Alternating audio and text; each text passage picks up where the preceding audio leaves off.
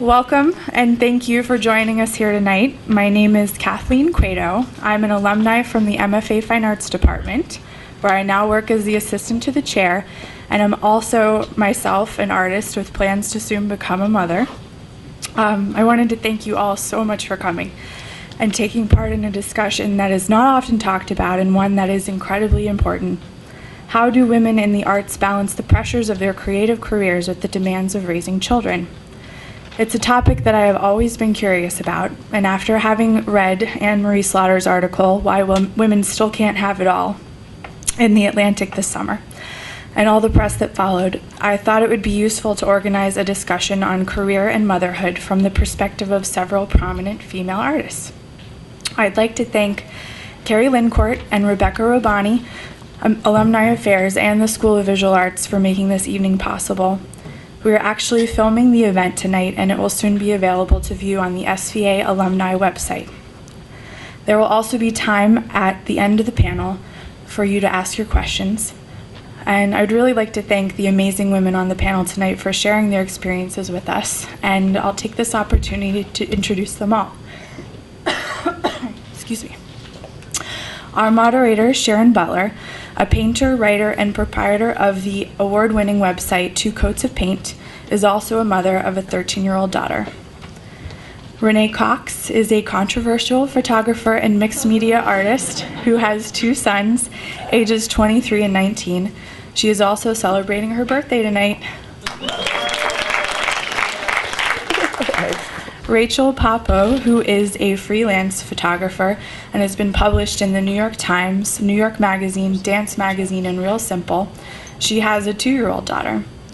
Suzanne McClelland, a widely exhibited painter represented by Shane Campbell Gallery, is the mother of a 27-year-old daughter and an 11-year-old son. Katherine Bernhardt is a painter represented by Canada Gallery. Katherine has a 17-month-old son. Danica Phelps is a conceptual artist represented by Brennan and Griffin. She is a single mom to her 3-year-old son. And Amy Stein is a photographer who also teaches at the new school, the International Center for Photography and SVA. She has a 1-year-old son. Thank you all for sharing, and thank you all again for coming, and please welcome Sharon Butler.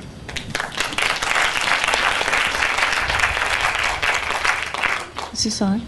Yes? Is that on? Okay. I want to thank Kathleen for the great introduction, and also Kathleen is the big organizer behind this panel, and a lot of people said to me, oh, thanks so much for organizing this, but in fact, it's all Kathleen, so yay, Kathleen. It occurred to me this morning that having a 13-year-old or raising a 13-year-old is like, it's like being in the studio with a bad painting. You know, it's like you keep working at it and you think, I can turn this around. I can turn this around. And you know, you just have faith in the process that it's all going to come out okay. So that's where I am. Everyone else is at different stages in their child rearing responsibilities. I also want to thank Mira Shore and Susan B., who 20 years ago had a forum, and it was called On Motherhood, Apple Pie, and something else. Anyway. Being an artist. And being an artist. Yeah. Thank you. And a lot of artists contributed. They asked several questions. The first was, how long has being a mother affected people's response or reaction, or how has being a mother affected people's response or reaction to your artwork? How has it affected your career? Have you encountered discrimination from other artists, dealers, galleries, art schools, critics because of motherhood or pregnancy? Do you postpone starting your career or start working when your children were young? Basically, and there were a few other questions, and they were all good questions. I think that some of the responses of the artists would probably be shared with these artists here today, but I think at the same time, a lot of the questions have changed. And one of the major differences is that we're no longer afraid that having children is going to affect our career. It's more a matter of, will our career affect our children, I think, is sort of one of the big differences. Okay, so questions 1 and 2 are basically geared towards those in the audience who have been thinking about having kids. I got a lot of notes from people who couldn't come tonight and are very interested in perhaps having children, but they don't know. How is it going to affect their artwork and so forth? So, question number 1. After reading Night Studio, Musa Meyer's moving memoir of growing up with Philip Guston, I was convinced that artists like me, inherently self-centered and often distracted, should not have kids. Ultimately, I changed my mind because as I got older, raising a child seemed like some sort of great adventure. And I'm interested what made each of you decide that you could do both, have children and a creative career. How old were you when you had kids? And do you think one should have a child while still emerging or after your career has been established somewhat? Danica. Okay.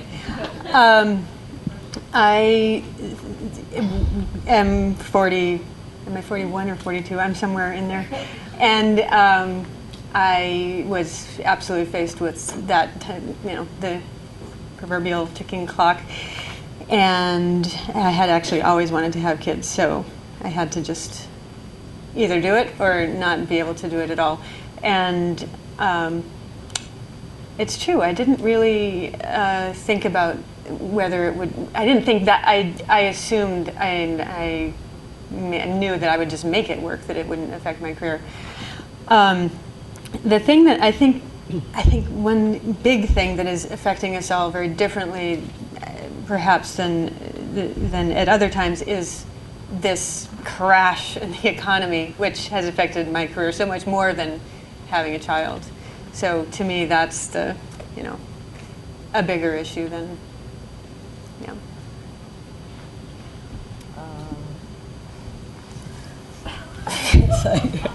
Forgot the question already. Let's just start with this one. Do you think it's a good idea to have your child as an emerging artist or after your career is more established? Does Well, it for not me matter? personally, I wanted to do it when I was like somewhat established, so I'm not like totally lost in the world or something. And that seems to have worked out. It's working so far. I think you should have your child when you feel like you're ready to have your child. I don't think you should necessarily wait to the back end, so to speak. I think it's kind of better to get it out of the way in the beginning, so that you can hang out with your kid and, be active and stuff. And I mean, they're not, I mean, when my kid was really, really little, I used to take him like in his, car seat and go to the gym, be in my studio, whatever, go to shoots, So, and the first one I had, I was in the fashion industry, and that was not really a problem at all. It wasn't until I got into the art world where it was like my second one, people kind of reacted a little strangely. And that article that you mentioned by Mila Shore, really, that had a huge impact on me. I'm sure everyone in the room Yeah. has read that, if you're interested in this subject at all. The essays are in a book called Meaning, which was Because her published in thing was 2000. scary. She had like women artists that were like hiding their children, hiding their stuff, because there was a curator coming over, and it was just like, I was like, oh my God, like what is wrong with these people? So I was like, just do it when you need to do it. You don't need to ask permission from anybody. Whatever feels right for you. Rachel? Next. Well, I'm happy. I mean, I'm 42. My daughter's 2.5. I'm happy I had her now because I feel like I've done enough with my career to have some kind of basis to continue. But on the other side, you kind of get used to a lifestyle of independence and for many years, and then all of a sudden you're 40 and all of a sudden you're kind of doomed a little bit, and you want to do everything that you did for the past 10 years and you can't do it the same way, so it's kind of like you have these expectations that can't be met all the time now, and I mean, I'm not back on my feet yet 100% like I was. I probably will never be, but the same way. So it's kind of shocking to, and I don't know, I still am happy I did it now, but it's a pretty big shock to go from an independent kind of career person to all of a sudden being grounded to being a babysitter pretty much for the past 2 years. I had my child when I was that age too, and it's funny because your identity is already built by that time, and so being a mother doesn't really figure into it in as much as if maybe you have the baby when you're younger, then it just it's much more two separate parts of yourself. Amy? Yeah, I'm in the same position. I mean, you have to sort of relearn how to do everything. I had my son at 40. I'm 42 now. I would like to have another. I think that's something I'm struggling with. With two, how can I, get the things done I need to do? I worked very hard. I was very aware. I tried to have a child for many years, and so I wasn't able to do it exactly when I wanted to. And so as time was going by, I was just working very hard to establish my career. But now that I've had my child and my career is somewhat established, I realize that kind of, sort of needs to be fed all the time. And it's about continuing to make work and learning how to find that balance. And since my son is just a little over 1, I'm just learning how to function and deal with that. Yeah, it takes a while. I forgot what the question was also, but because I've been listening to everybody's stories, but I guess, I had one child when I was 24 and one when I was 40. So I didn't come to New York to have a career. I came to New York to be an artist, and I didn't know what that was. Except that I wanted to be around other artists, and I wanted to be able to look at art. And sex happens, and then children happen, and I did not strategize. But I also was really comfortable with children. I just have never seen it as a distraction. Actually, the relationships I've had have been more of a distraction than the children have ever been. But that's also putting aside the fact that we all have to make a living. And to me, it's really like a triangular situation that I've lived with since I was, 17, which is that we have to make a living, we have to survive, and we have family or children or partners, we have people, and then we have our work. And that's how I've functioned. Moving between those things. And there have been times when it was okay to have children around, and there were times when it wasn't. Now it's easier to have children around. In the early 90s, it was not, when I had a heavy-duty demanding career, it was not okay to have kids around in most situations. So, but I did.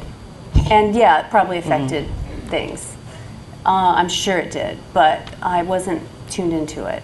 So I don't know what the question was, except that. Well, they're all good answers. Except to say that, yeah, you should do what you only live once if you're an atheist, like I am. You live once, so you have your children when you want to have them, and then you try to create headspace. That would be my advice. You have to always find head space somehow. And incorporate them into what your program is as well. I don't think you should look at them like aliens as hindrances or like ball and chain. I think you have to say, okay, wait a minute, now, all right, how can I work with this and make it work for you? It's true, it is a lot of fun going to the park. Things that you wouldn't do when you're on your own, and you just go and spend the afternoon in the park. Right. Who wouldn't enjoy that? One to a shoot. I can't even imagine bringing my son to a shoot. I want to know how this. Oh, I took my sons to shoot. Even when I was doing fashion and stuff, I would take my kids to shoots and stuff. But you have assistants. Yeah. So I have an assistant, kind of oversee what my kid was doing too. That helps as well. My advice is have children. Because you're gonna get to a point in your career when you'll get bored or you're gonna get stuck, and then it's gonna be too late, and then you're gonna look back and say, why didn't I do it? And you can always work things out. So if you're I mean, it's silly to Don't believe give the that hype. up. In my opinion, as much Don't as it was believe hard it. for me, and as much as it's still hard for me, it's still totally worth it. I mean, you have your kids in the end. Like, you won't have like the art career. You know what I'm saying? I mean, you'll be you like obsolete, might, but- whatever. Yeah, the art career goes up and To down. have something but solid. The kids are forever. Exactly. That's real. For the good or the bad. Your retirement. Huh? But I wanna just, I have this story I've been wanting to share. Just when my daughter was 3 weeks old, and I was in complete shock and depressed and anxious and panicked, and I get a call for a job by New York Magazine, and I was like, thank you, you know, I would love to, but I have a 3-week-old baby, and I could barely walk still, and the editor was like, yeah, so? And I'm like, yeah, I'm nursing, you know, had to kind of apologize that I'm nursing, and she's like, I don't know, because people put things in your head, you know, so she's like, well, can't you just bring her with you and someone can watch her when you shoot? And it was like, at 3 weeks, you nurse like every hour or two. And I didn't leave the house yet by then. And Yeah, it makes a big difference if you're working with people who have kids, or if you're working with people who don't have kids. So this I mean, editor, galleries who have children are much different than galleries who don't have children. I mean, that's what it comes down to. I took my son without asking often, but I had an exhibition with a wonderful gay man who had absolutely no, I mean, you know, not a parenting type gay man, if you know what I mean, like going to go out in the middle of the night kind of, and he was totally fantastic with having Orion there, and we were staying at his house as well, and he was just, yeah, No, I was going to say, I mean, like, when I was doing fashion, I mean, I remember taking my baby with me. I mean, I had help, obviously. But when I needed to breastfeed, like, my kid was every 4 hours. He wasn't every hour. Yeah, I mean, that's intense, girl. Anyway, but every 4 hours. There's nothing wrong with formula. I'll just Mine say was that. like, and I would just like say, excuse me, you know what I'm saying, when he would cry, and then I'd go into another room and breastfeed. I wore him in a sling and just breastfed while I did things. I mean, I could breastfeed with him in But the you're not ergo. shooting, yeah. yeah. While I mean, I remember working all night long once for a deadline with him strapped to me because he wouldn't sleep, and I just worked all night long. Man. You know. That's the Crying. way. No, well, crying on That's and on. Like every time definitely you the wake up, I No, just start you were nursing. crying. Oh, yeah, maybe. All right, let's talk about the day-to-day. How do you manage it? Like, I'd like to know about the teenage years first, because those are the most Oh, she's difficult for me 27 right now. What's that? She's 27. She's past the teenage. What do you want to know? I mean, how could I tell you about a teenager? Well, when you have, I still don't when you have understand a my baby own. who's 15 months or whatever, you have daycare, you organize your routine, you get into a routine, and then you sort of have complete control. As they become teenagers, you don't have that control. They have minds of their own, and so it has new challenges. Well, and also in the city, I think it's you have to trust. There's an awful lot of trust that goes on, and you have to know how to let them go and not be there all the time. And that means, you know, giving them independence really early and not hovering and not overdoing things, you know, overtending the garden, because then they can't function as well, I think. I mean, I'm saying this based on just having, you know, I have one daughter who's 27, but all her friends, it was a different time. Actually, Renee, you have children the same age. Right, so, I have a 23-year-old. yeah. Yeah. I mean, the art, you know, keeping it within the realm of what we're doing, which is really different than being a banker or even working in a commercial world where you have to go into institutions. It says, the art world says that everything's okay and everything's cool, but it's not in a lot of places. So, in a lot of times, so you have to have, your children have to have a certain kind of independence. I mean, I think that's true in a lot of worlds, you know, but people have worked and had babies, you know, life Exactly. from the beginning. So cotton it's not fields, it's whatever. not that And not everybody big has of a to be a deal. helicopter parent. You know, there are certain helicopter parents who sort of That's manage the every worst. aspect of their children's lives, and maybe it's a little bit better for the child, No, so it's that we not. do have this whole other side. No, that we have other things occupying our mind Right. than worrying whether they're. But they sort of Done their become homework. people when they're about, I mean, like really, we think they're people when they're 4 and they're cute, everything's so cute. But then when they're 11, they really they could all have jobs and work and do things, I think. I mean, so, you know, you have to like respect them as people. That's all, that's how. Otherwise, they never grow up. Right. Yeah. All right, what about the babies? What do you do with those babies during the day? I hang out. I mean, she just started going to preschool at 2.5. I wouldn't send her before that. I couldn't. So it also depends on who you are and how you. I mean, I couldn't part from her. I mean, my husband and I had maybe 3 dates since she was born, and it was only with parents that we left her, and never at night. So it depends. You never know what type of parent you are until you have the baby. You kind of. You think, oh, I'm going to get back to work and I'm going to do this. I moved to Woodstock because I couldn't work anymore. I thought I wouldn't work for a while, and so we paid less rent, and then I spent all day with her, and I was going crazy because I'm like, this is not what I thought I would be doing. I meant to start working after a few weeks and continue living my life, and then all of a sudden you realize that you can't do exactly what you planned because emotionally you're not the type of person that you thought you would be as a mom. So I mean, so for me, I'm still kind of slowly trying to find a rhythm now, but it's not the same. How about Catherine? Oh, for me, we wake up, we go to the playground, plays for like an hour, gets tired, then I bring him to my studio, has a snack, falls asleep, try to do some work, maybe for like an hour, and then that's it. Then I have to go give him lunch. Yeah, same. We just. Or other days, I'll like wake up early and I'll tell my husband I have to leave and go to my studio, and I'll leave it with my husband for a few hours. But then I come back and then we have lunch together or whatever.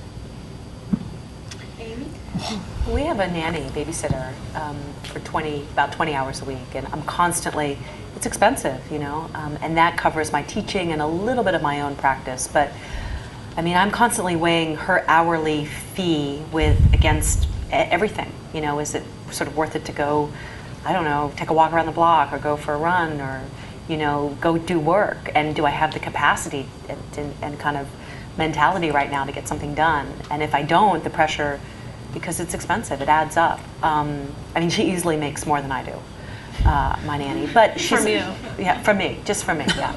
She's amazing, and that allows me, I mean, some of my days are sort of like this, you know, go to the park, have lunch, always what is he in the mood for, and you feel like you have no control sometimes because it's constantly what your child wants to do. Will he nap, will he not nap?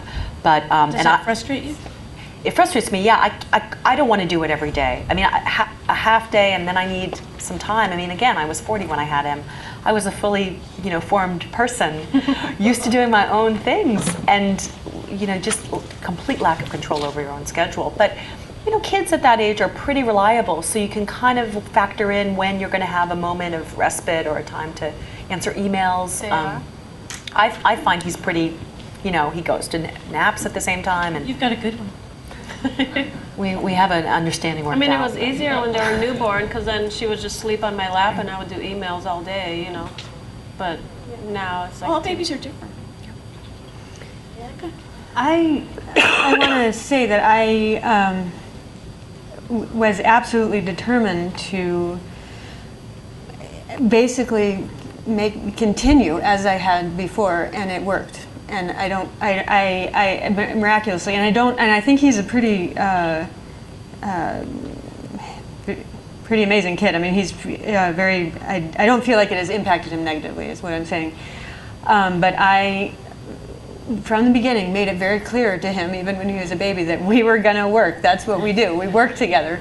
And, you know, he sits with me at my desk now, and he has, you know, tons of things that he constructs, and I can even do puzzles with him where I'll stack the pieces up so that I have 7 pieces, you know, ready. This is before he could put a puzzle together by himself, and I would say, here, put this one, and, you know, hand in pieces and then work, and then hand in pieces.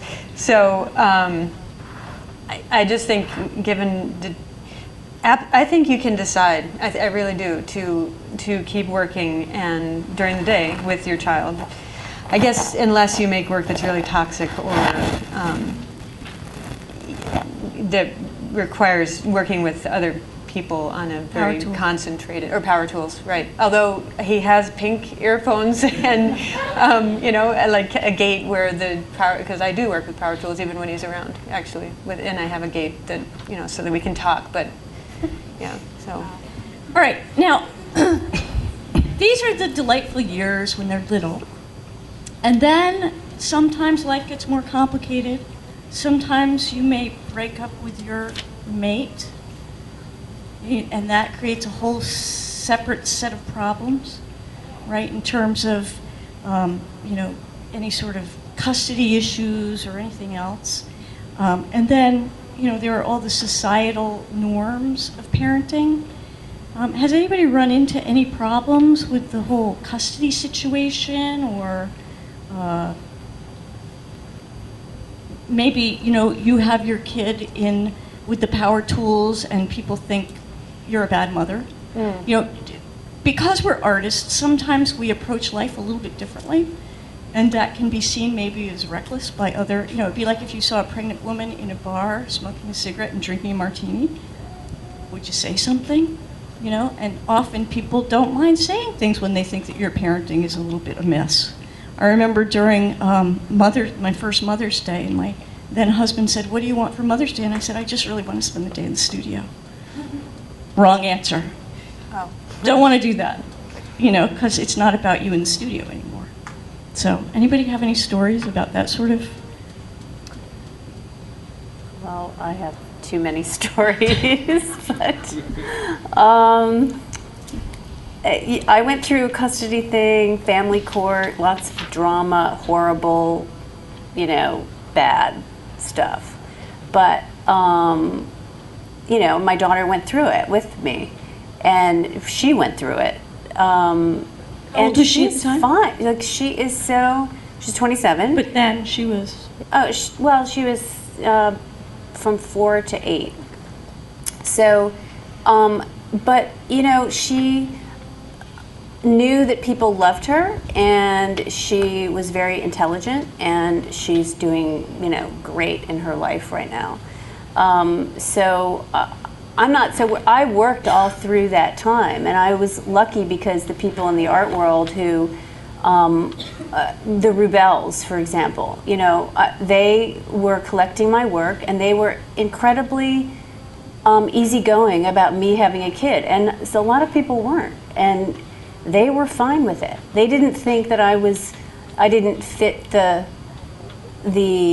identity, that I didn't fit the profile. Because I had a kid, I was a single parent, and, you know, going through hell in family court, which was like another world, if anybody's ever done it. And you come out, you know, the other end, and you still have to make a living, and you still have to make your work if you're an artist, and you still have a child. And so it's still, I just go back to that, like, triangle of trying to make those things work all together and keep enough air in the room that you can make work. And nobody ever told me, you know, that I couldn't. Actually, they've closed the door.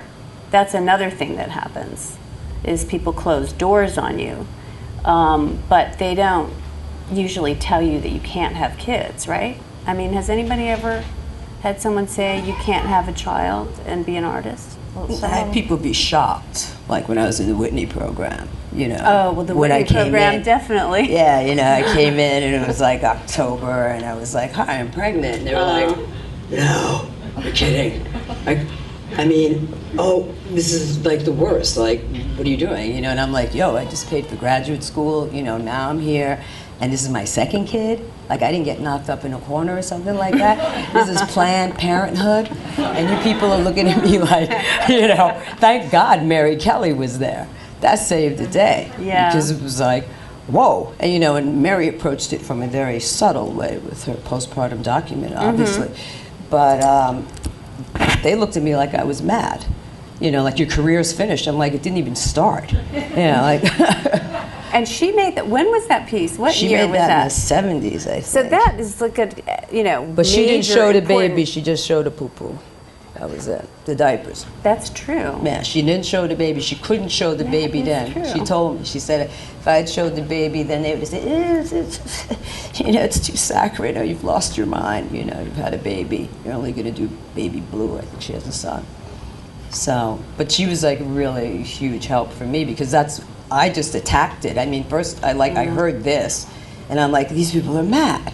So it was sort of like, my reaction was to just put it out there. So the first thing I did was a sculpture of me 8.5 months pregnant, you know, standing there nude, you know, like this with my hand on my hip, like, and so what, you know? And it was interesting because the way people reacted to that, because I realized people never see pregnant women. I don't even know what happens, because when I was pregnant, I was out. I mean, in fact, I was at a gallery opening. It was Jack Tilton, actually. And I won't say who this artist was, and she's pretty big. And I was wearing like, a tight dress, and I'm like 7 months pregnant, and I was huge. And she's like, well, back in my day, you know, we would want something more, you know, discreet. And I was like, girl, if it was summer, I'd have on a bikini, okay? So we get over it. It's like, you know, I'm proud. But yeah, there was like weird reactions. I mean, fashion, not so much. People, for that, they're a little bit more normal. World events, no. But Hey, Danica, what about you? You've had some challenges. Yeah, definitely. And I want to kind of say in a more general way that first of all, having a kid with someone who might actually make it more difficult as a quote-unquote partner than helpful is absolutely not worth it. So if you are thinking about having kids and you're not sure if you know, you have the right partner and you're reaching a certain age, do it on your own. It's so much easier than either A, dealing with someone who is incredibly difficult to parent with, or B, dealing with, did you say 4 years of family court? Yeah, but I'm glad you're bringing up the partner thing, because nobody does it. Even single parents, as I was, you don't do anything by yourself. I mean, you always are connected to people.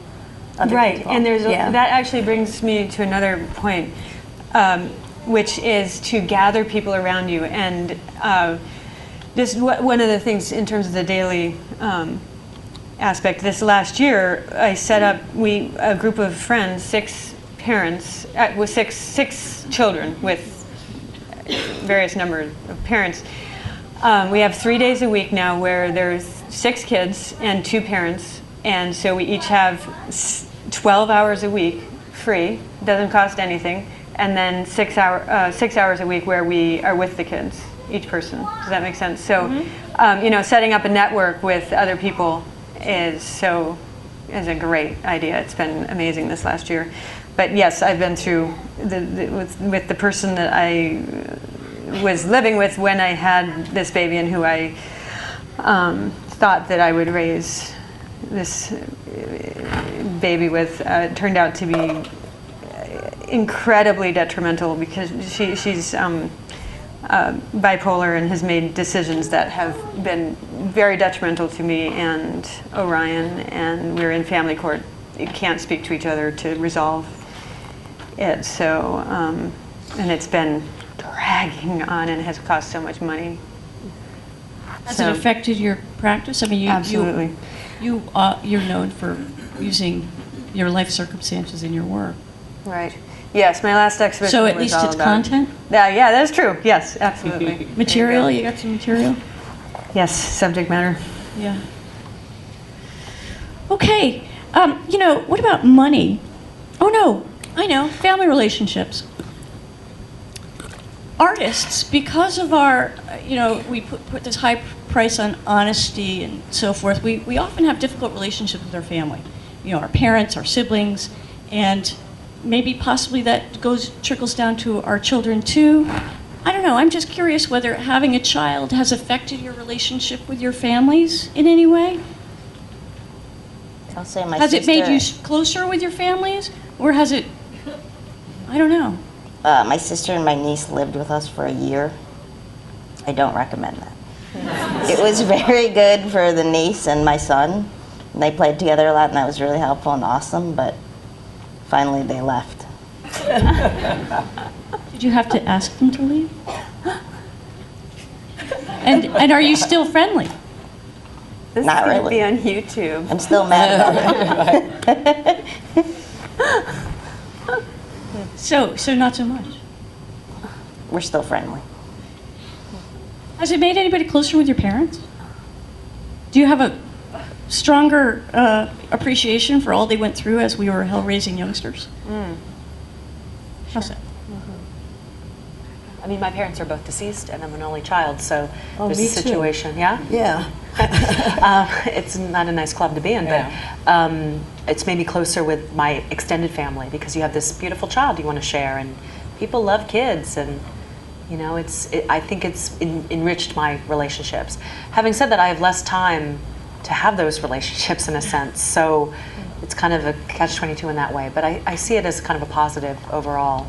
Yeah, like my in-laws, they come every summer since my kids were born, and they spend like 3 months, and I mean, that's great for them. Unfortunately, my parents passed away like pretty early on, so they didn't get to have that relationship with my parents. But with my husband's parents, they have a very good relationship. What about time away from the practice in terms of family obligation? I got many emails from people who wanted to come tonight but had family obligations and they couldn't. How do you manage that? There's a lot of Babysitters. birthdays and weddings and everything. What's that? Babysitters. Well, time is absolutely what we should be talking about here, because this is this time of night when you're usually with your kids, if you can be, or they're with you where you need to be. And I guess I've always incorporated my kids into things, so they've just been with me. But the younger one, the 11-year-old, is not as interested in being. He doesn't. I didn't go to a lot of openings, so it wasn't about art openings. It was about being. It was about looking at work or being in other people's studios, or just kind of. I don't drag him out because he wants to do his homework and he wants to go to bed, believe it or not. And my daughter wanted to stay up all night. I don't know. They're different. They're all different, but they're. The time thing is like really is that's the thing to talk about, is how we deal with time, and whether the children and the partners are part of your work, or if you have to have it separated. And everybody's different as an artist. So What do you think about artists who do use their kids in their work? I was mentioning Marnie Kotek's performance last year where she had her baby at Microscope Gallery. Any thoughts about whether Messy. is that exploitation? What about Larry Rivers and his videotapes of his daughters? Oh my God, or that's going. When I was talking about incorporating them, I was just talking about We're moving being on. part of your practice. Yeah, I'm talking about now making them part of your practice, not a part of your life, but more using them in your practice, the way Sally Vann, photographed her children. What are your thoughts about that? I think it depends on what your work was before you had kids, I suppose. I mean, if your work was not personal before you had kids, and then you start making work about your kids, I suppose that would read very differently than if your work were personal before you had kids. So, and then if your work was personal before, you kind of have to incorporate them into your work, or else you're then you're making a break the other way. You know, why is this person suddenly Right, but would you, if your child objected, would you continue on because it's your work? Or would you listen to your child's objections and say, okay, I won't include you? Well, I think at that point, then you would need to make it completely about your experience as a mother, not about the child, which does not have to include their image or include that much information about them. But they would still be there kind of as it would almost be like the negative space around the kid. You know what I mean? All I can say is that when I was making figure painting, somebody said to me, "Are you going to start painting babies now?" And I was like, no. I'll say, when I was pregnant, a lot of people kind of dismissively said, "Oh, you know, are you going to start making work about your kid?" And it's like, well, no, but you know, that's an obnoxious thing to say. It's kind of it's a dismissal in a sense, or this. I mean, I found that to be sort of an insult to my kind of impending motherhood in a sense. And if I wanted to make work about my child, well, what's the problem with that? I don't know. I mean, I don't, and I don't think I will. But I just found that to be an annoying comment. I heard that definitely more than once. I think people can do whatever they want to do. I mean, I don't have any judgment. I mean, if the art is good, then it's good, whatever you put into it, you know? So, if they want to, all of a sudden, if they shot landscape all their lives and all of a sudden they had a baby and they want to do work about their baby and it's incredible, then so be it. You know, if their life changed completely after they had a baby and they wanted to incorporate it into their, it's just, you have to be genuine about it and not manipulative or exploit. Well, I think also one thing that people don't really recognize is that our lives inform our work, you know, and it doesn't mean that you're going to be making pictures of babies or anything else, but, you know, maybe your house is full of drama and chaos and who knows what, and that is somehow going to flow into what you're doing.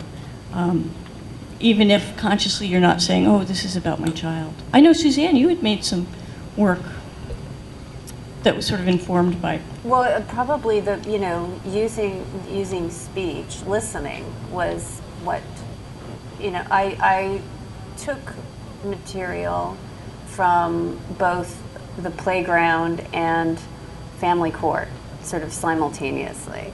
How lawyers use language to not tell you things, and how children make sounds that communicate but don't say, you know, aren't like nameable words, and you know, all of that stuff definitely helped me make my paintings. And so I got a lot of my ideas from living my life, but it was both, you know, it was from listening and watching children and who are people, you know, develop from being non-verbal into verbal people, and people who draw into writing people. Definitely came from that. In a way, having kids drags you out of yourself and takes you to places that you wouldn't have gone otherwise. And I mean physical places, the park, where you wouldn't have gone and spent the afternoon before. Or I have a point sort of that is related to that. After I had my baby and I moved to Woodstock, all of a sudden my interest in my work started to focus on families and children, and usually my work was about experiences from my past. Like my personal projects are about past experiences from my childhood, like being a soldier and being a dancer and stuff like that. And now, I mean, I'm running out of experiences from my past, so only natural I turned into families, and now I'm working on a project on homeschooled children. And yeah, I would have loved, as people suggested, to go around the country and do this comprehensive study of homeschooled children all over the country, but I really can't. I can't afford it because I would have to take her with me, and I can't really take her with me.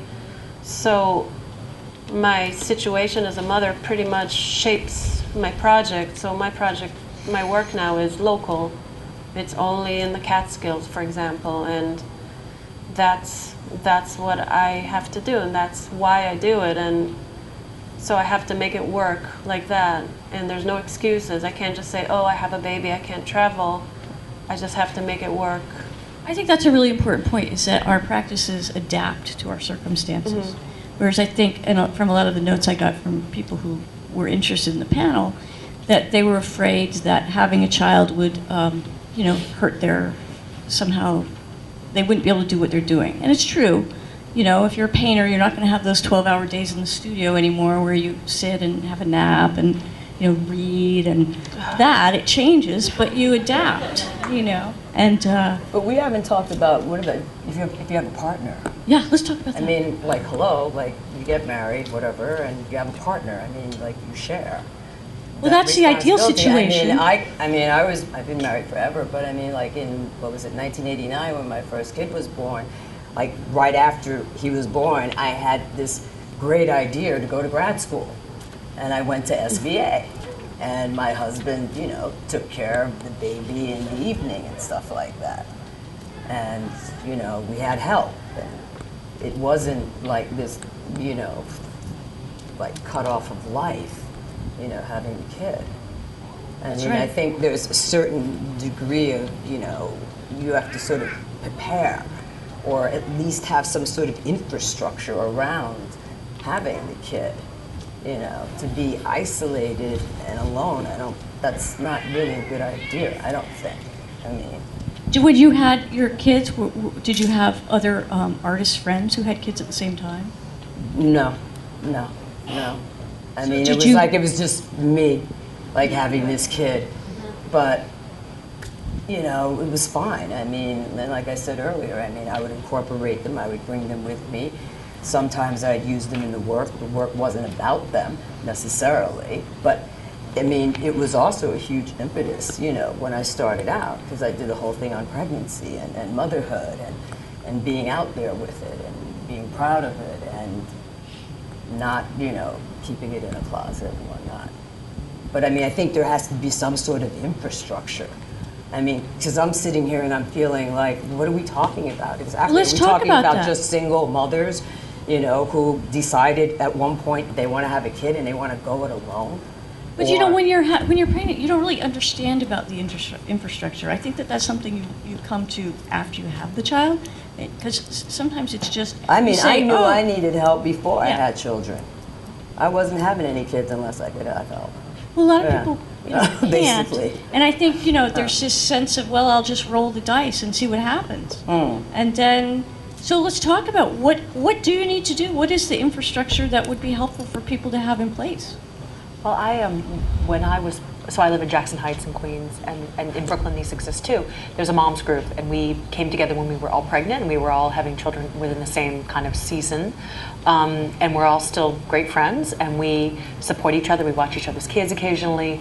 We go out and have drinks sometimes and kind of vent. And initially we met up about every week, and sometimes twice a week when we had, everyone was home on maternity leave. That was huge for me to not. I thought early motherhood would be very isolating, and it was the opposite of that for me. So that was something that, you get online and you find one in your neighborhood. Proximity is very important, I've found. I have lots of artist friends with kids, but they live in different parts of the city, and we can rarely see each other, because if you have to get on the subway with your kid, it's like a whole nother level of aggravation and all that terror. stuff you have to carry. For me, the mother group thing was a little bit of a relief in the first few months, but after a few months you realize you have nothing in common, for me, with these women, and I couldn't stand it personally. I still can't stand it. It's just my personality. I'm kind of... Was this in Woodstock or was this in the city? Both. In Woodstock it's worse because there are really you think there are artists there, but there's a lot of just like, and they're all sweet people. And I go and I pretend that I'm having fun because the kids are playing, but I really hate it. And so then you don't know what to do. So you're like, I don't need to go. The kid is fine. She can play with me. And then it's like, it's hard. And I don't know what the answer is. Family is always nice, but again, I love seeing her with my family, but I go crazy after a little while. So With your family? with my family, as much, and they're in Israel, you know. But it's really a conflict because it's best if you have friends from the past with kids around the same age. I agree. You have I'm to jealous plan of it. people who have all their artist friends have babies at the same time. You have to plan it. Yeah. That's a good. And I think if your friend gets pregnant, just okay, it's my turn Just now. go for it. Just if they're pregnant, get Because pregnant. it's really nice to then get together and have the kids play, because at least you can have a glass of wine and talk about art and your old friends. You know, but I mean, you can make You but can the make thing is that friends. I think with children, they open your world to other things. I met a lot of people, Right. because I didn't know anybody that had kids either, and I didn't have any money, and I did bookkeeping for the preschool while I was in grad school at SVA. One reason I wanted to do this, agreed to do it, was because SVA, they were really nice about me having a kid running around there. And it was probably really dangerous, but they let it happen, you know. And so I have to say, you know, thanks to the people that were tolerant. So you went through grad school also with a child? In '89, yeah, I maybe the same. That was time. in 92, 92. Yeah, I was 88, 89. So I graduated in in 92. 89, and she was 3. Wow. 3 and 4. And the reason was that in those days you could afford, you know, I did it because I could have a studio. It was the only reason. It was because I wanted to work. There were 3 people I wanted to work with that were in the program, but also you could get a studio, and it was $7,500 a year, I think. And you could get TAP grants. So I just, you know, I finished paying off those grants recently, but I mean, it was really a way to have a studio. So, and I wish it were that way now for younger people, because that was how I did it, with no partner. But you have to have partners. And I made a lot of friends through this co-op, you know, kids co-op. It wasn't like a mom's group, because actually I met a lot of dads because they were artists and their wives were working serious jobs so they could be artists. Yeah, I mean, it seems like we're having 2 different experiences in it. Maybe because when you have kids when you're older, you're less open to making these new friendships and. no, it's just Well, you've already established your community. when and you meet have- with other moms, you just end up talking about, you know, I Their births and kids. diapers and I just We have realized 3 that you SVA guys grads in our mom's group. exactly. And then- So that's great. Yeah, we're lucky. We talk, you know, it's we it's not talk just about like mindless ticks stuff. and bears and like. I just realized you guys have younger kids, and I think my experience over the last year has been, since I have an older kid, the kids are the friends. And I actually, with these 6 moms that I'm talking about, and one of them's a dad actually, but we don't really spend that much time talking to each other because the kids are all like, we have to take care of the kids. So it actually, I think the focus ends up being on the kids, like when they get older too, right? You end up being with people who you're not necessarily, it's not about Well, I had to move to Chappaqua, and I will tell you, I did not like that one iota. He didn't. Okay, because we had kind of exhausted the private school situation here in the city, and I needed a good school. So it was like, where do I move? So I could Chappaqua. move to Scarsdale, where I grew up, but that was kind of like, we don't want to do that, it's too creepy. You know, going back to the high school, the whole bit. So let's go 15 minutes north, and let's move to Chappaqua. So we moved to Chappaqua. And for my oldest son, he absolutely detested it. I mean, he was only there 2 years. But my younger son, he came in the middle school.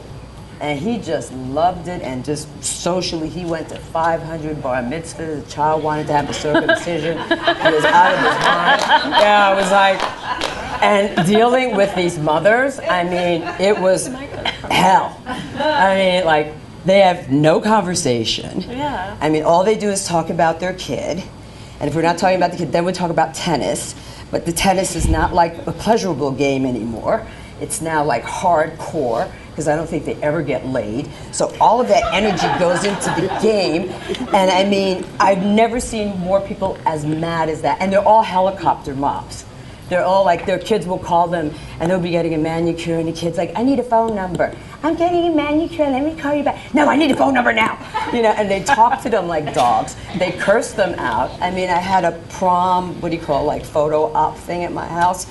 And this one kid was like, he was like literally cursing out his mother. And I had to like step to him and say, listen, get the fuck over there and take a picture with your mother. Because it's like, what is wrong with you?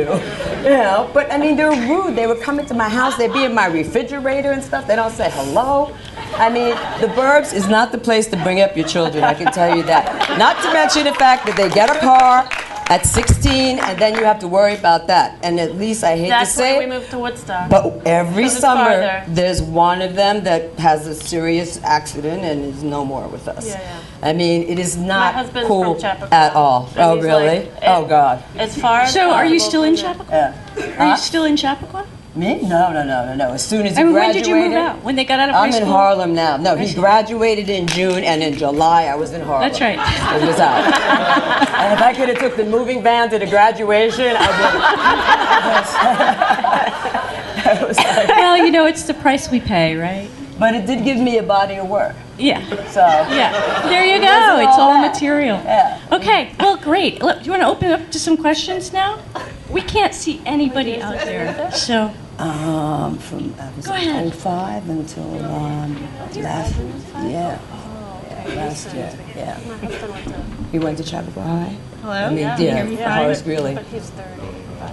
Yeah. Is this on? Yes. Here we are.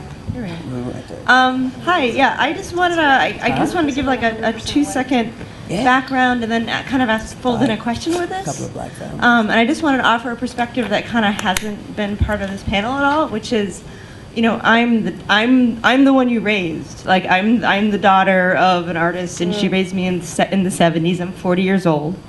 I don't have a kid. I'm not planning on having a kid. I did study art and design and that sort of thing.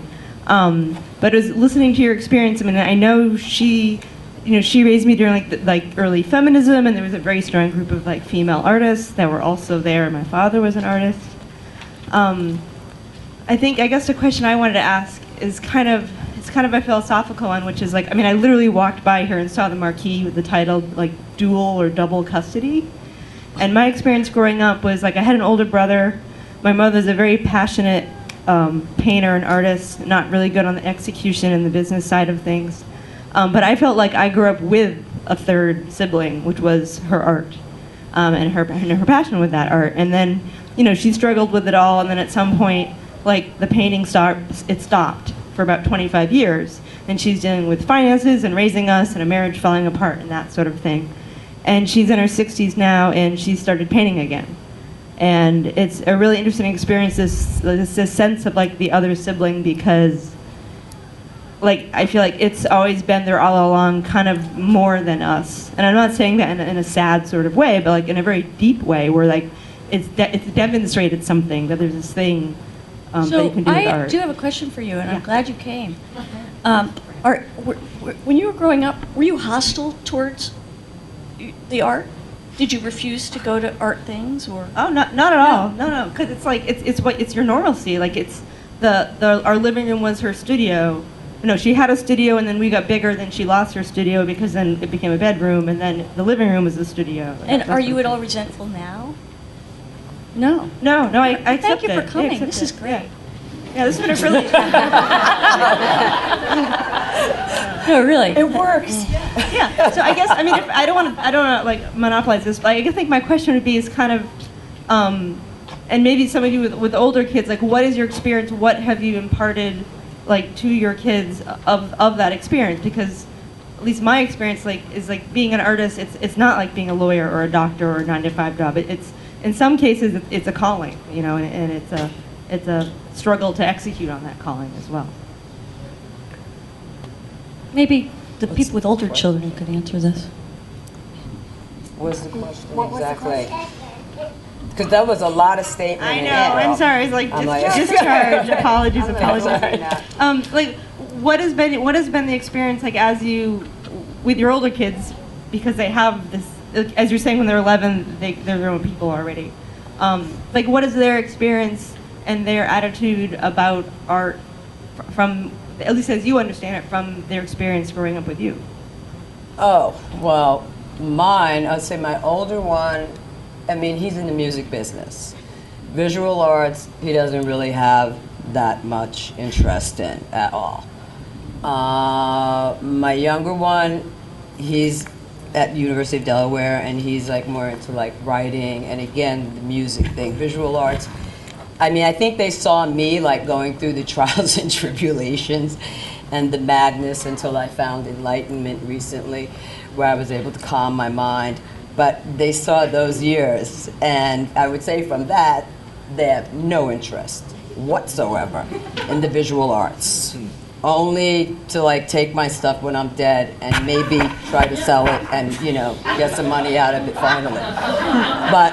And I've kept them abreast on that, and they're aware of the inventory and everything, so we're good. But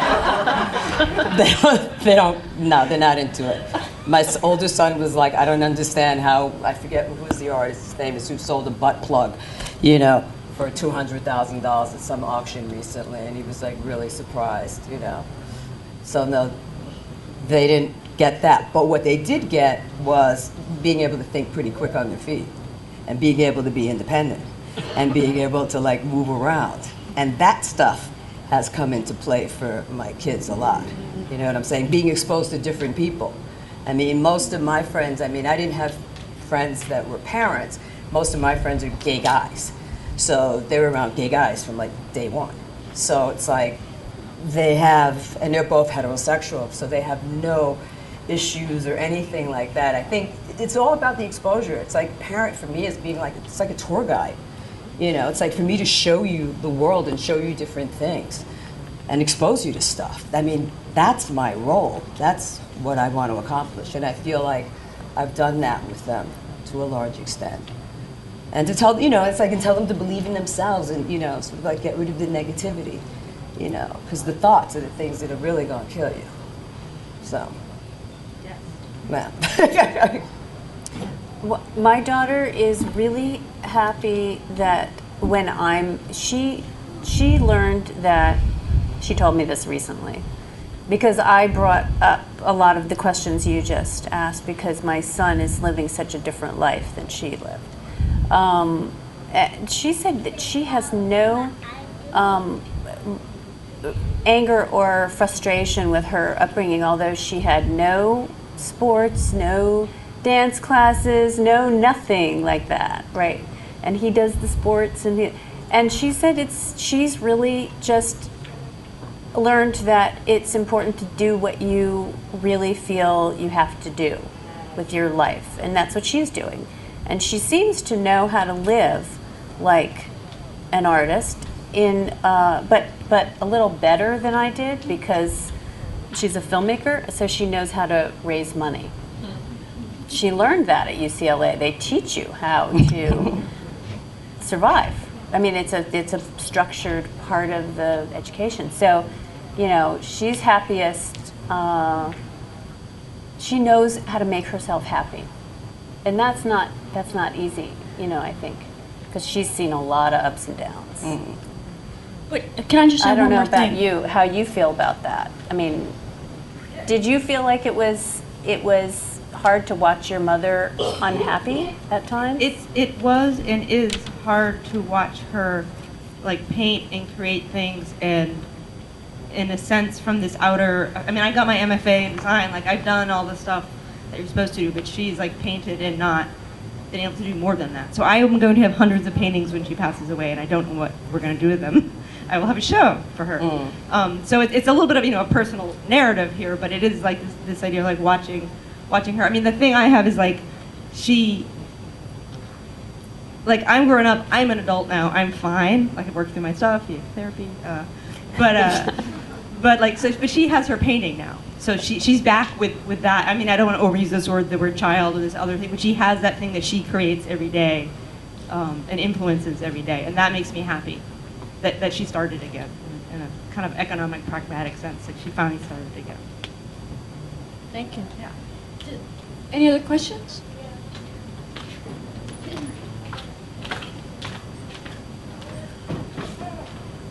Hi. You guys are great so far. Really. I have a 3-year-old, a 6-year-old. I teach high school art downtown. I have a husband, and I'm always trying to do my own stuff. Don't have time. Don't have any time, really. When I do get the time, it's usually at weird times, like 7:30 at night. Oh, honey, you could do your stuff now. You could go in your room. Or I'm going to take a day off to do my art. Yay! And then I have time. But then how the hell do you create on demand? I'd love to know this. Like, how do you guys fit in time for your own stuff and your ideas when you're sort of forced to do it? And I'd rather it just come organically. So I'm constantly find myself jotting notes, and I would like to know how you guys fit that all in. What do you do? I do take pictures, but I mostly sketch, draw, two-dimensional stuff. Yeah, it's sort of hard to, fit it in. Well, I'll just start by saying that one thing that you have to think of is not thinking of it as like the art and the life as being separate. That when you're participating in your kid's life, like I've been going to a lot of softball games, and you have to look at what's around you and what is it about, take something away, like you were saying you were in family court. And there's always something that you can take away from those things, and it's not as though you're sitting down and sketching, but you're coming up with things that you're going to use later. I say I would set up some kind of goal or project for yourself, force it, and be disciplined about it. And I had to force myself to get up and start shooting again, and this project on homeschool was not something really I was into, but I got into it. And it's like with exercise, the more you do it, the more you'll get into it. And I would just make a plan, like I do one piece a week, and you just do it whenever you can. And if it's almost the end of the week, you put pressure on yourself and kind of play this game with yourself with a deadline. Just pretend you have a school deadline or something. Just kind of try it for a month and see, and maybe you'll surprise yourself. I would do that. I would do it like it was almost like a job. Like I would say, okay, I've got to go, I'm shooting in Jamaica, I'm going for 2 weeks, that's it, I'm gone. And go. And then just that's pretend. all you do, and you work. You know what I'm saying? Because I couldn't do like piecemeal every day. Yeah. Or the flip side of that, you could sort of do something that involved your kids. If you're drawing, maybe your kids want to draw with you, and they can see you. I don't know what your practice is like, but see you engaging in that, and they can kind of do. They're old enough to do their own thing. But also the kids that you're teaching. Yeah. You could get them involved in your projects. Yeah, they do. They take. First, I teach at the college level, so that's easier. But yeah, I bet you could do it. Yeah. No, I think, but it's a lot of question of inspiration, of like really wanting to do something. Maybe that's part of the issue, and because I find myself not really feeling like doing anything a lot of the time. I'm just kind of tired and I'm uninspired most of the time. So if you set some kind of goal, or just say, by the end of the month, this and that, I don't know, you can. Like you have to do something that's exciting to you. Like you have to want to do it. Enthusiasm. Like maybe you're Yeah, not but that into it. it's not there, so you have to create the That's it. That's it. Though you Well, have then to maybe it's want not it. about wanna do it. enthusiasm. You have to want to do it. You have to, and Do you know you know what I'm what? They get a lot I mean, out why of force it? us wanting to do things. But if you don't have enthusiasm, If you're you modeling, can't half the create. parenting is not Right, but I'm telling saying- them what to do. You can still create. You can still get into that, space of creation. I mean, it's not a positive thing. I mean, lack of. But I'm saying you can utilize that too. I mean, for me, On the if other I don't side. feel like picking up the camera, then nothing. I mean, I can do it, and then, there has to be something like some kind of end goal or some kind of discipline that I put in front of myself, and then once I start, then I get into it. That's the way it works for me. I don't know. Everyone's different. Or you can set aside a time each week, that is your time to work in the studio, and that's, nothing gets in the way of that. I don't know what that time might be for you, but it sounds like you have a lot going on, a lot of commitments. But it's, it's a time that is not, it's not available to anyone else, and that might be. So at least then you can anticipate that you will have this time, and you won't just be like, oh, now I have to make work, during, I don't know, this 15-minute window or hour window that is not how I would, prefer to do it. So you set up the parameters. Thank you. Julie?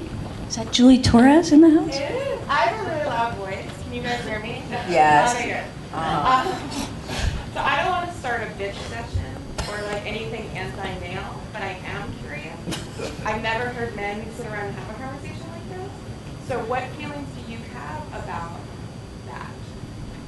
Like, is there any resentment, or do you have anything to say about that? I think there could be a panel on the artist father. I mean, I think that being an artist is tough for men and women. I know a lot of fathers who are really struggling to who are artists, who are struggling to keep their families kind of going, and they're maybe having to take a day job. So I think maybe the issues are slightly different, but there are issues as well for men raising children and trying to kind of make a living and also have an art practice. It'd be interesting to have a companion panel, the artist father. Well, it's cool to be a dad these days, right? I mean, it is. And in the art world particularly. And so there's going to be that. Yeah. Yeah, and I think that's, a good thing. That's a good thing. But it just goes back to the partnership notion, whether it's a man or a woman or, who you're doing it with. Are you asking about men that are with us or men as No, artists? in general, like where their careers are, where your careers are, like your counterpart. Like. So yeah, with us. No, maybe that's the wrong word. Your peers. See, I think that's a really great question that has less to do with the children thing and more to do with what men and women think an artist looks like. When it gets down to who's represented, who's in the auction houses, who's, that's the image in the mind of many gallerists and even artists. I wouldn't say critics so much because I don't see it happening there as much, but definitely there are people that just cannot imagine, they can't picture a middle-aged woman as an artist. I mean, there still are these people, and they're men and they're women. They're gay and they're straight. So it's not like, it's like a disease. It is. Toni Morrison actually said that racism is a kind of illness in a sense, and it's contagious and it can be cured, it can be treated, but that's what you're bringing up. It's a great thing to talk about, but I don't know how much it has to do with kids. Other questions? Yeah, can you hear me? I had a question for you, and then when the first woman asked her question, something else came up, so I was wondering if I could kind of combine them. One was, I'm always shocked at how conventional people's mindsets about parenting and gender roles are, even in the most unconventional circles. So I was wondering, for you guys, what your expectations of your partners were in terms of parenting, in terms of enabling you to do what you need to do with your lives. And also, to the first woman, who I'm not sure is still here, she mentioned that her mom then had a 25-year gap of painting, and that she also didn't want to have children now. And I was wondering if there was some sort of interrelation of seeing what many women have had to sacrifice for their careers, for having children from their careers, that has sort of scared her. So. Well, the first question was about what we expect of our partners, which I expect, and I get full, at least 50%. I mean, I think that's 100%. Yeah. I'm divorced, and so the law tells me he has to do 50%. Yeah, I mean, a full partner who is sharing the responsibility with me, and I think my partner has always been very supportive of my career and my work, very involved, and I couldn't do it without his support. Me too. Me too, I couldn't do it I unless mean, to be I had perfectly help. honest, if I was not married, Please, I would be living under a bridge at this point. So, I mean, that's the truth. I mean, you know, it's not like the art world's giving me a lot of love and cash, you know. So it's like, well. I mean, in my case, he's amazing and he makes everything easier for me, but if I had a situation where I had to raise my child alone, I would probably figure it out. So you never know how, I mean, I'm getting comfortable with his help because I'll just like, okay, I'm going to shoot tomorrow, you take care of her, and no question, like he'll just have to do it. And it's kind of like rude of me sometimes. I feel like that I expect him to help me whenever I want to. So, but I know that for me, if I want to continue living, I need to continue making art. So that's the #1 goal, always. I'm not going to quit and change my career or start working somewhere else. So that's what I mean. I mean, it's worked for me so far. I'm just going to have to make it work. So whatever it takes to make it work, I'm going to do. I think also you can't think that, okay, I have a child, this is what my life is going to be like for 18 years. Because I very much work, you know, from semester to semester. You know, okay, we'll live here this semester, and then you'll live there, and, you know, my husband will live somewhere else, and it just all seems to move along, you know, and the years pass. So I think that's kind of non-traditional in that, you know, I'm the type of, when I grew up, we lived in my hometown and we lived in the same house for an entire thing. And so that was very traditional, but now we all sort of, you know, my little parenting team of my ex-husband, my husband, and myself, we all just sort of try to make it work, whatever that means, on any given day. So, any other questions? A little bit about arts residencies, a little bit also about financing, about going into teaching, compared to like writing lots of grants for families. Well, teaching is great for raising kids because you only have to be, well, here's the, well, there's two things to it.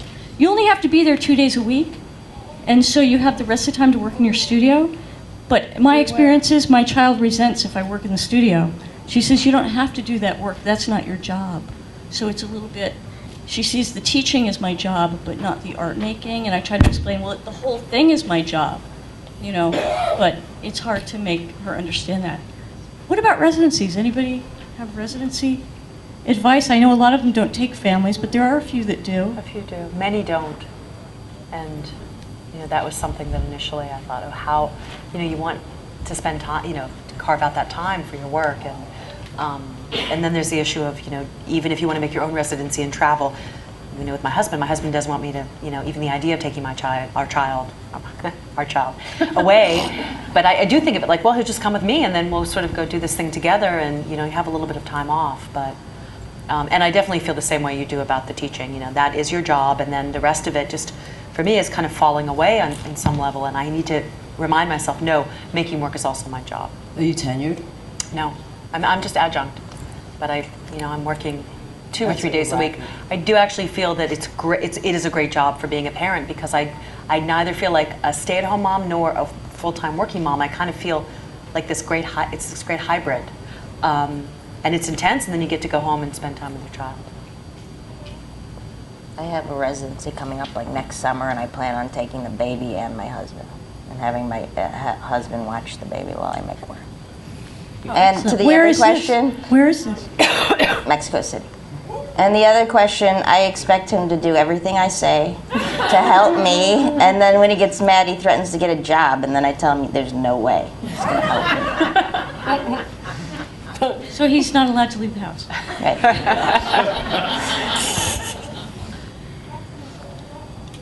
What was the other question? Is it academia? Teaching? Oh, question? I have a 6-year-old and a 4-year-old, 2 boys. Renee, I heard you speak 100 years ago at Barrack Street at Empire State College. Oh, yeah. You had just had them. Mm-hmm. They were little, you were thinking about living in Harlem then, and you didn't want to parachute your husband into Harlem. It's like fantastic.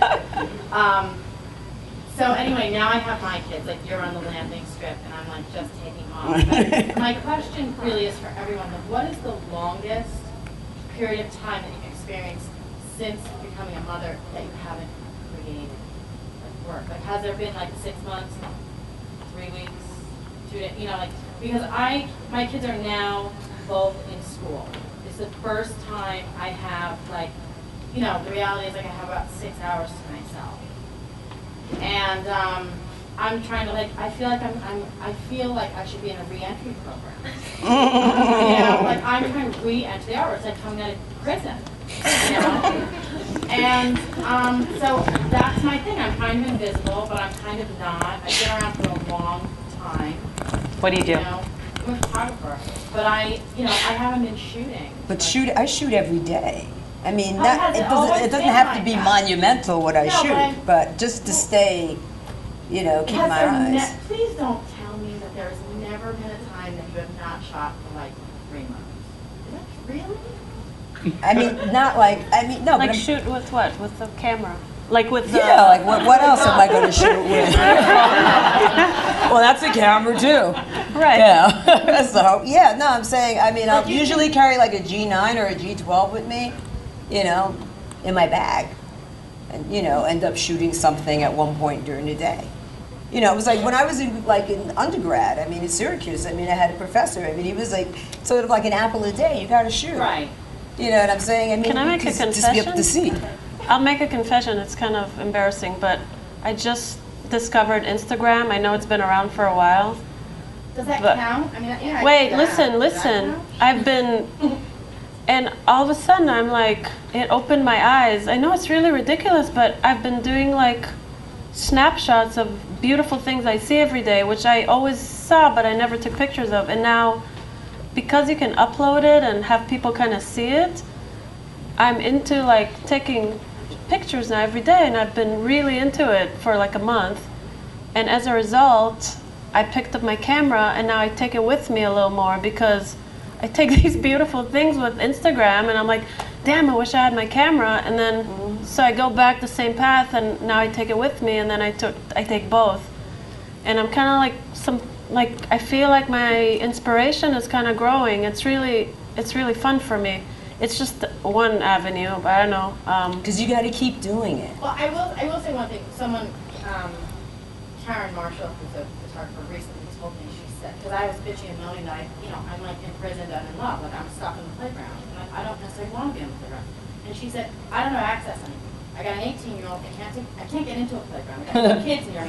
She goes, wherever you are, be there. And be there, be there. Exactly. And it really hit me. And it's like Eckhart Tolle, the power of now. You know what I'm saying? Yeah. I mean, why are you fighting it? You know, nobody's preventing you from shooting.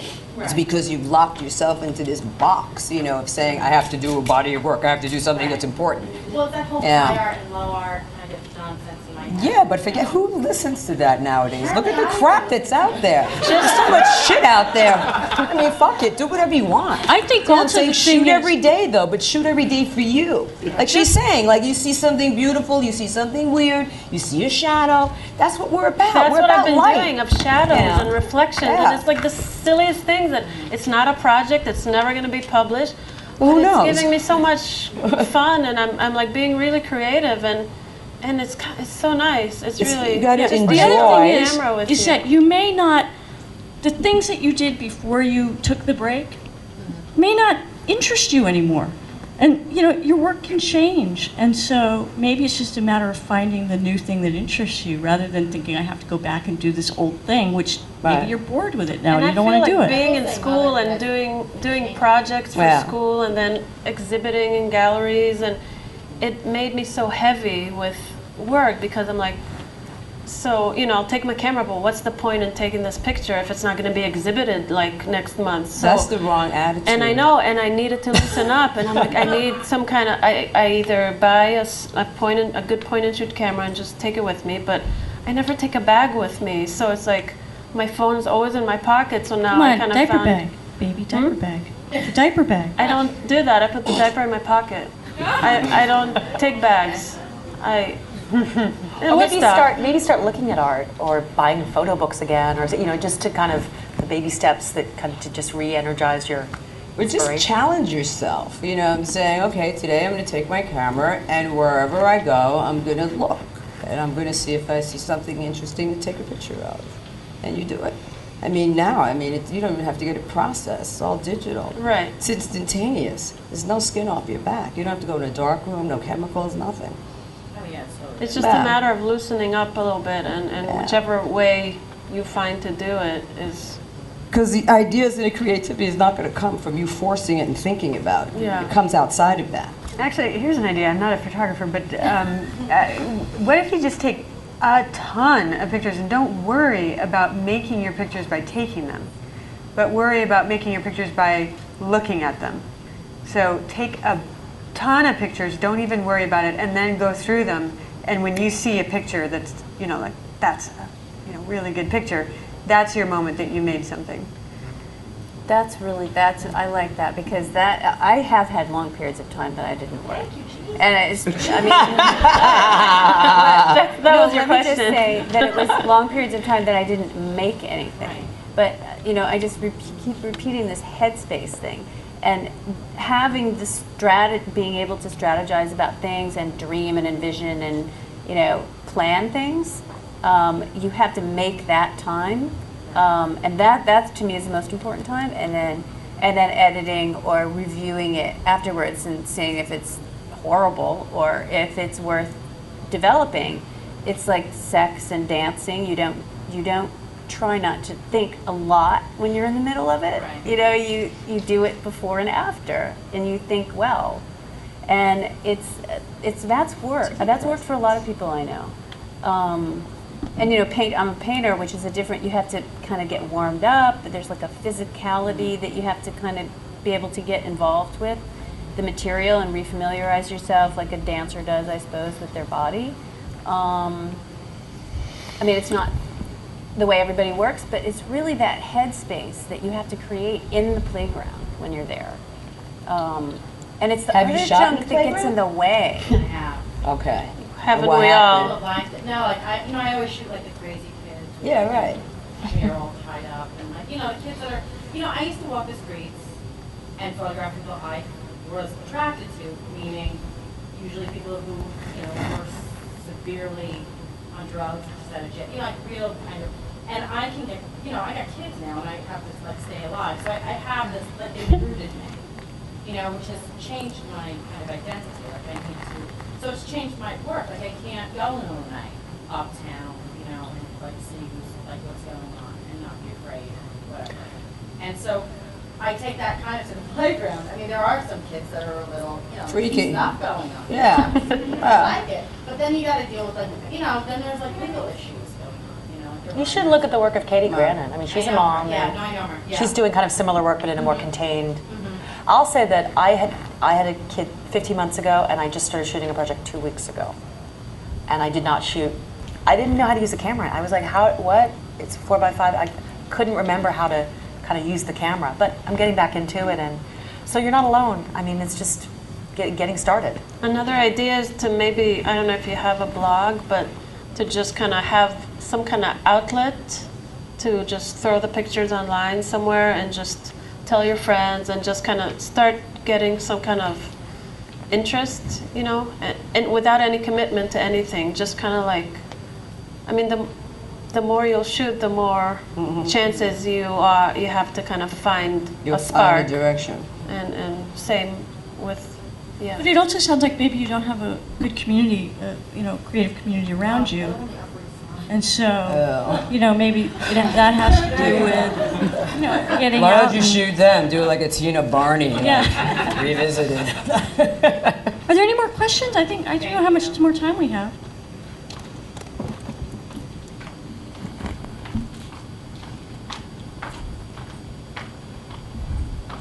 I'm an artist. My husband's an artist. We have a 4-year-old daughter. But I also am the managing director of an artist estate and archives. And I was wondering what you ladies have done to prepare for that moment, if anything. It's a heavy question, but as maybe you can tell producers of cultural objects, we have an obligation, and then our children are saddled with or have to deal with our objects. And so I was wondering if you have plans. This is a really good question. Renee, you mentioned your sons we were... started the process of like, it's horrible too. It's like, but it's kind of interesting of like archiving my work. Because what it's doing is making me look at all this work and not even realizing how much work I have, you know. And putting it together and, you know, organizing it so And don't you realize things about in the early work that you never saw at the time? Oh yeah. When you go back and look at stuff it, like, oh, my you know, and like I have these young people around me who are great, you know, because I'm like going through it and I'm like, okay, yeah, right, I remember that. And they're like, no, this is bankable. It's bankable. What are you doing? We can put this together. You know, you can sell this and whatnot. And that's actually been quite exciting. Yeah. Because they're making me sort of see it in a new light. Because it's like, I've got so much content and like they have no content. However, they've got great ideas with all this like social media and all this other repackaging. Because one of the things we didn't talk about tonight, I mean, when I was in grad school, it was like money was like a taboo topic. You didn't talk about money, even though, you know, there was people there with trust funds and stuff. But if you mentioned money, it was like you were not real, you were horrible. You know, and now the game's changed entirely. Now it's all about generating this money.